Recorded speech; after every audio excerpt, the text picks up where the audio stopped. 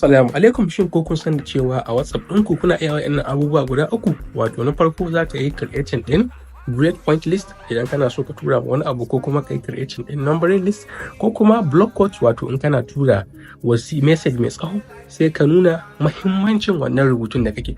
Don haka ku biyo ni a cikin wannan bidiyon zan nuna muku yadda ake. Create bullet points list.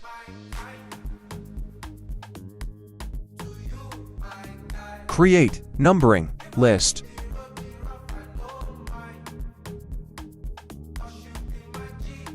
Create block quote.